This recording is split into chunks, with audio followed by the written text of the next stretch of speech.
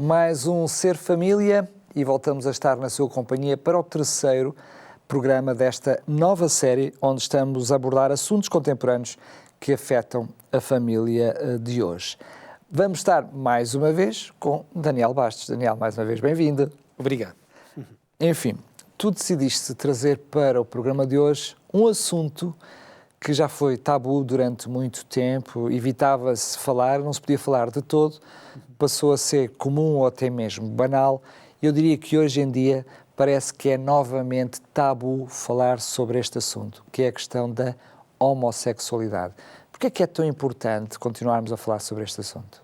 Sem dúvida, é um assunto que é bastante polémico, controverso, porque existem opiniões fortes contra e a favor, não é? E porque tem havido um debate bastante grande sobre esta temática, não é? A realidade é que nós temos a sociedade até dividida nestas questões, igrejas também e as famílias também. Agora, é preciso falarmos sobre isto, porque este é um assunto que afeta a família e sobretudo, causa muita dor. Imagina uma família em que um membro vive estes sentimentos, esta luta interior durante anos e um dia acaba por se manifestar e revelar a sua orientação sexual.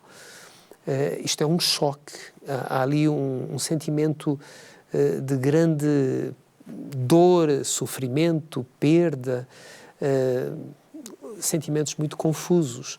Eu tenho um livro que adquiri há pouco tempo, que é a história de uma mãe a contar o que se passou quando o filho, que estava para casar, acaba por adiar o casamento e finalmente decide não casar e depois a razão era esta, não é? Portanto, é um tema que mexe muito com a família, que tem tudo a ver com a família e ao mesmo tempo é um tema que é debatido, mas que continua a ser um bocadinho desconhecido. Porque, por exemplo, é importante conhecermos que existem diferentes tipos de homossexuais. Existe, por exemplo, aquele homossexual invertido ou constitucional, que é definido como sendo uma pessoa que tem uma atração erótica constante e quase exclusiva por pessoas do mesmo sexo e uma indiferença em relação a relações sexuais com pessoas do sexo oposto. Depois existe o homossexual de contingência, que são normalmente adolescentes cuja identidade sexual ainda não foi completamente desenvolvida, ou então heterossexuais, que podem ser adultos, entediados com a sua heterossexualidade e dispostos a experimentar uma sexualidade diferente com uma pessoa do mesmo sexo. E, finalmente, existem os homossexuais circunstanciais. Na falta de encontros heterossexuais, recorrem a escapes homossexuais.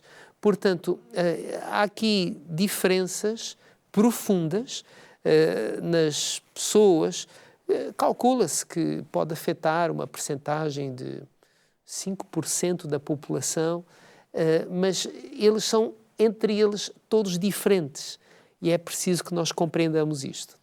Eu poderia dizer que não são só nuances diferentes, porque cada um deles tem impactos profundos e diferentes, quer neles próprios, quer no meio onde estão envolvidos, e se já tiverem famílias, quer na família. Isso mostra que este assunto devia ser olhado de forma séria, mas também, eu diria, até de forma estudada, ou seja, uma forma mais científica devido à complexidade de tudo isto e a forma como muitas vezes isto afeta profundamente, e tu até mencionaste no início do programa de hoje, usaste a expressão dor, porque muitas vezes isto é extremamente doloroso para os próprios e para as famílias, não é?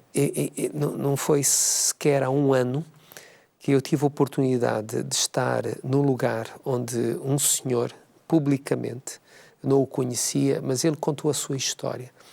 E uma história dolorosa. Eu tive vontade de chorar mesmo, porque este homem conta como aquele menino que era uma criança cheia de vida, muito espontânea, muito genuína, sempre com um sentido de justiça e de querer fazer o que era reto e o que era bom.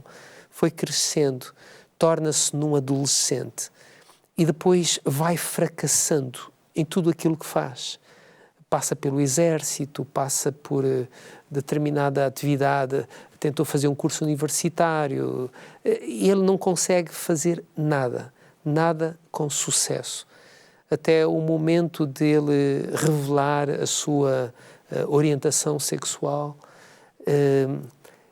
e depois disto uma cirurgia para mudança de sexo e sempre isto acompanhado com uma grande depressão, com um sentimento de frustração enorme, uma dor agonizante e aquele pai a dizer que aquele filho agora tem uma série de problemas de saúde, vive sozinho e nunca sabe quando vai receber a notícia de que o filho já se suicidou.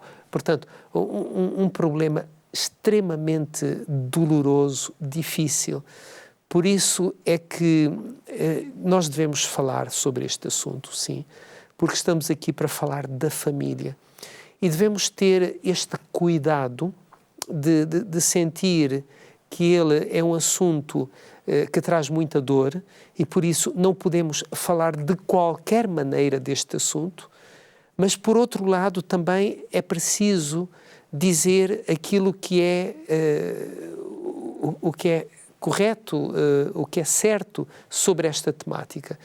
É interessante que, neste caso, como cristãos, ver que Jesus lidou e conversou e tratou com respeito e com dignidade todas as pessoas, fossem elas quem fossem, tivessem elas em que situação tivessem. Nenhuma destas pessoas se sentia condenada por Jesus, porque Jesus não veio condenar, Jesus veio salvar.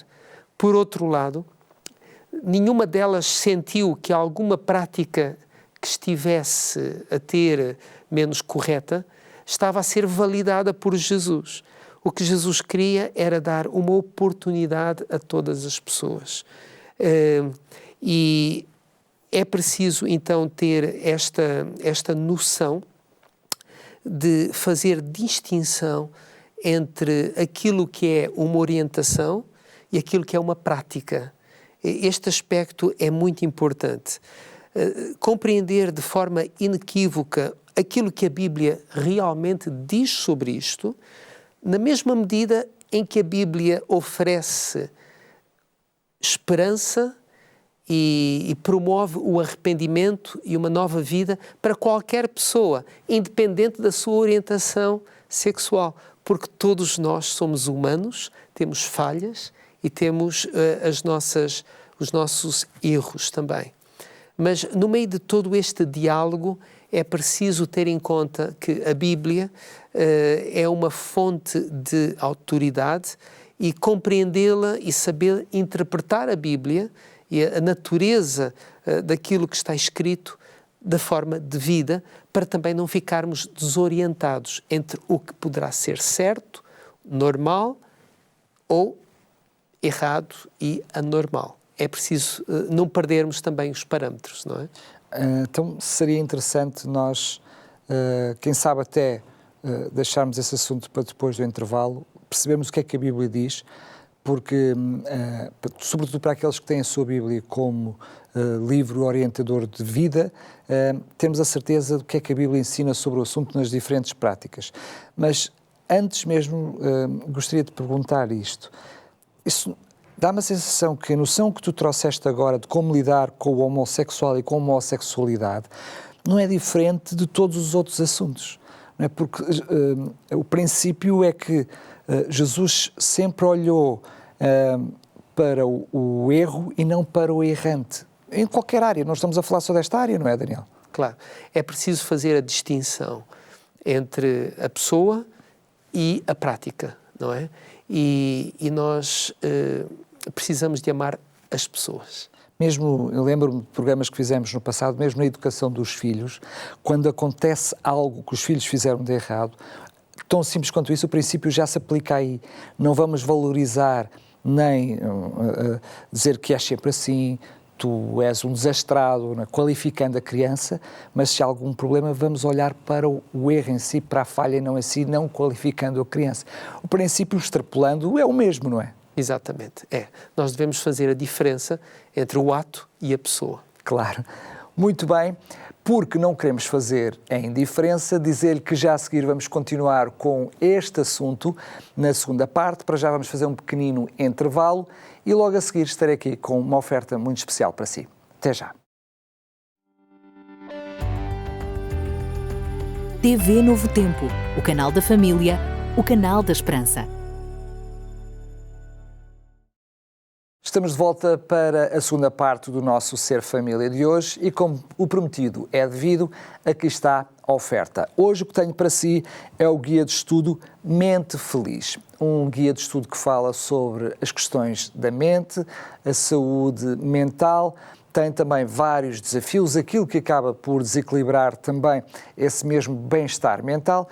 E uma das lições, neste caso concreto, a lição número 4, fala sobre os grandes desafios da família e, claro, como lidar com eles e como ultrapassá-los. E é totalmente gratuito este guia de estudo, basta enviar-nos uma mensagem a dizer Mente Feliz para o 933 93 92 91 e vai-nos fazer muito felizes a nós desse lado, porque será um prazer enorme fazer-lhe chegar gratuitamente este guia de estudo.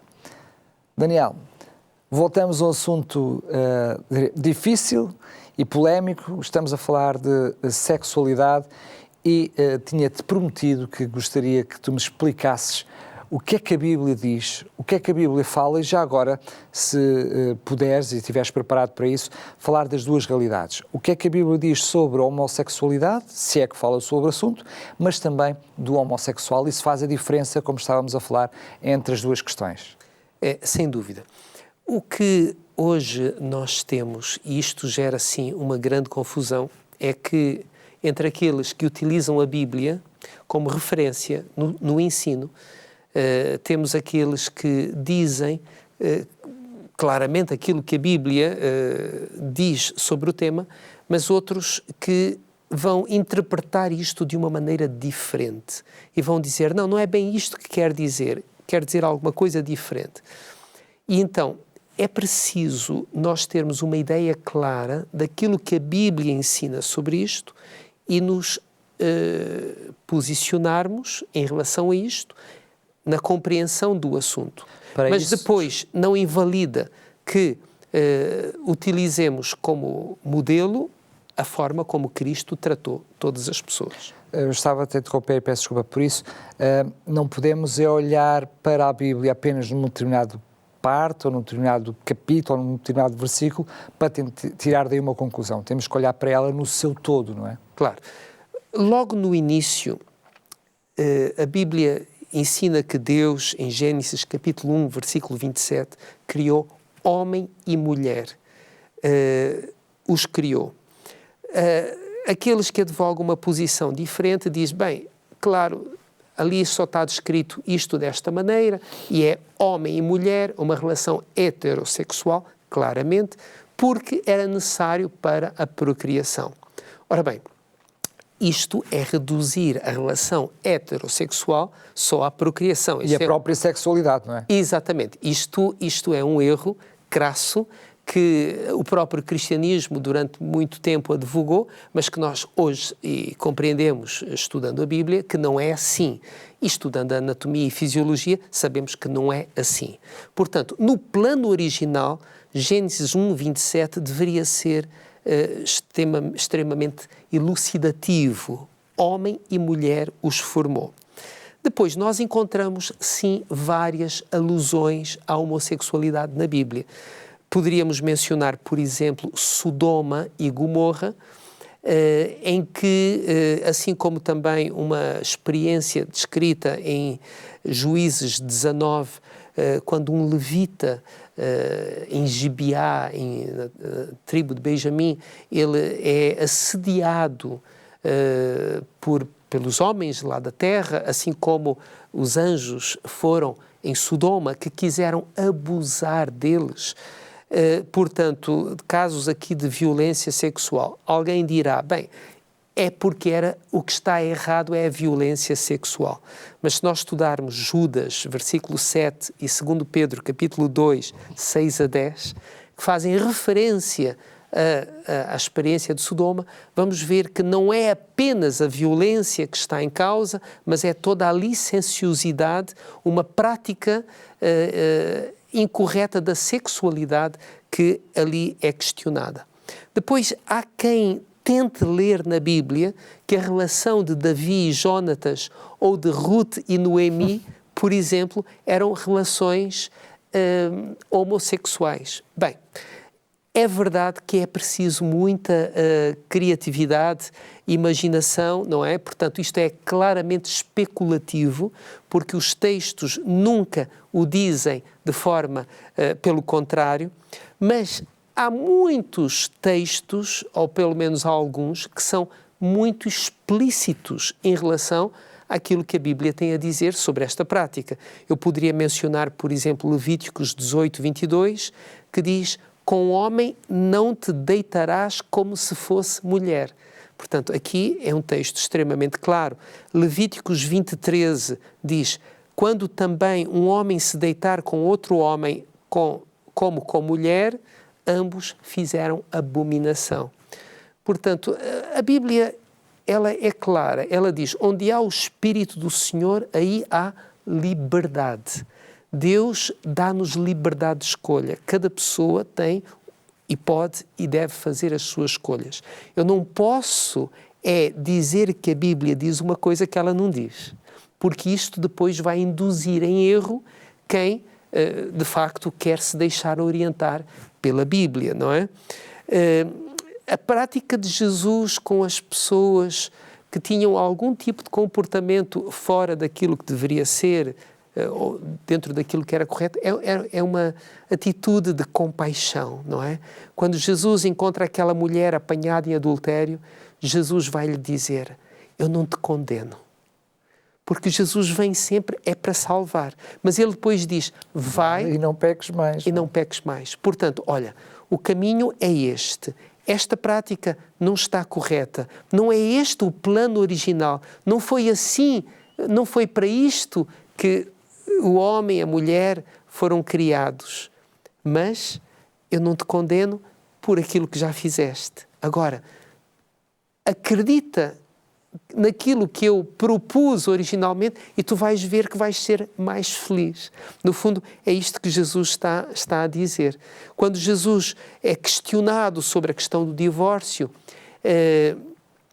e vamos encontrar isso em alguns lugares, ele vai dizer, no início não foi assim. Portanto, o modelo e o paradigma começa no Jardim do Éden, não é?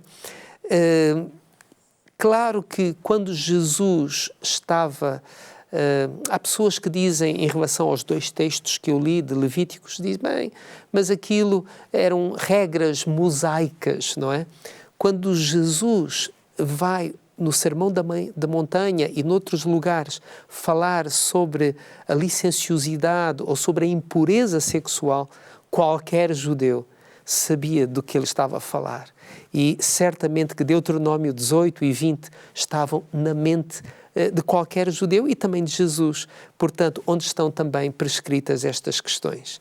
Então, nós encontramos depois no Novo Testamento, Paulo, por exemplo, a dizer que no capítulo 1, versículo 26, ele diz que Deus os abandonou às paixões infames, porque até as mulheres mudaram o uso natural contrário à natureza. E os homens, deixando o uso natural da mulher, se inflamaram em sua sensualidade uns com os outros. Claramente, Paulo está a falar sobre a questão homossexual aqui. E ele também vai usar mais à frente, em 1 Coríntios, uma referência aos homens efeminados e sodomitas, portanto em 1 Coríntios capítulo 6, versículo 9 e 10. De forma que, se nós formos rigorosos, sérios, com aquilo que uma boa interpretação da Bíblia deve ser, nós, e eu não citei todos os textos aqui, não é? Paulo ainda em 1 Timóteo também vai voltar a falar sobre os sodomitas. Nós temos que ser claros, a Bíblia não valida a prática homossexual. A Bíblia não sanciona esta prática, portanto, na Bíblia, ela é uma prática condenada. Nós temos que aceitar, admitir, não foi este o plano original de Deus, não é este o caminho a seguir proposto por Deus, não é? Sendo que, muitas vezes, este discurso é apelidado de discurso homofóbico, como que... sendo que muitas vezes até pessoas que defendem este mesmo princípio e têm esta mesma ideia acabam depois por o fazer, ou seja, tendo uma atitude incorreta para com o homossexual e não para com a homossexualidade. Mas e como sociedade, devemos temer estes tipos de acusação, enfim, temer sermos apelidados de homofóbicos sempre que defendemos estes princípios bíblicos? Uma estratégia que algumas pessoas tomam é não falar do assunto, não é? É o mais seguro. É evitar falar do assunto. Agora, nós, como sociedade, e até há quem questione porque é que a Igreja tem que se posicionar ou tem que falar sobre este tema, não é? Isto não é religião, não é? Exatamente. Não é assunto para a Igreja. Porque é que o tem que fazer? Bem, nós somos parte de fazemos parte de uma sociedade, não é? A sexualidade, embora seja um assunto que diz respeito a cada pessoa, não é um assunto privado. Porquê? Porque vai afetar toda a sociedade, não é? As escolhas individuais afetam a sociedade e afetam a Igreja cristã também. Por isso, a Igreja e a sociedade têm o direito de se exprimir e de verbalizar o seu pensamento em relação a esta questão. Quando temos, por exemplo, uma infecção num membro do corpo, não podemos dizer que aquela infecção está circunscrita ao dedo, não é? E o que acontece com o meu dedo não vai... Não, afeta tudo. Portanto, é importante que a sociedade, a Igreja e cada pessoa possa compreender e tomar a sua posição. Mas, ao defender a verdade bíblica, ao defender aquilo que Deus deixou sobre isto, é importante subscrever que a Bíblia também nos ensina a ter um profundo respeito por todas as pessoas, independente da sua orientação sexual. Ou até do seu pensamento. Podem pensar diferente de nós e terem de ser respeitadas como tal, não é? Exatamente. A Bíblia também nos ensina que cada pessoa foi criada por Deus e, por tal, Ele a ama profundamente. Como cristãos, nós deveríamos ser contra qualquer discurso de ódio, de humilhação ou de abuso de pessoas que o são por serem homossexuais. Há uma grande diferença, e é preciso que nós compreendamos isto, entre a pessoa ter uma orientação e a pessoa ter uma atividade, ser ativa no campo homossexual. A Igreja apoia aqueles que lutam para serem puros, para não caírem em tentação, ainda que tenham uma orientação sexual homossexual. Assim como aquelas pessoas que têm uma orientação sexual hétero, mas que não têm um cônjuge. Elas também são incitadas a viver uma vida de pureza. Portanto, a sexualidade no plano original de Deus é apenas para o casamento heterossexual. Jesus foi solteiro e por isso ele deixa aqui um modelo e um exemplo. Nós devemos tratar a todos com compaixão porque todos somos pecadores e dependentes da graça de Deus. Somos chamados a servir a Cristo e a seguir o seu exemplo e a nos separarmos também daquilo que é o pecado. Obrigado, Daniel. Como disseste, este é um assunto bastante complexo e doloroso e não podíamos abordar todos os assuntos. Certamente ficou muita coisa por dizer nestes minutos do Ser Família de hoje. Vamos fazer mais programas, vamos voltar a estes outros assuntos, mas queremos lembrar o novo guia de estudo que temos para lhe oferecer, Mente Feliz, é o novo guia de estudo totalmente gratuito. Basta enviar-nos uma mensagem para o 933 93 9291 para depois entrarmos em contacto consigo e lhe oferecermos este espetacular manual. Dizer-lhe também que este programa estará disponível em podcast em radiorcs.pt e também no YouTube da Novo Tempo Portugal. Vamos continuar a falar sobre os desafios da sociedade de hoje que encontramos nas nossas famílias no próximo programa e marcamos encontro consigo. Até lá, se Deus quiser.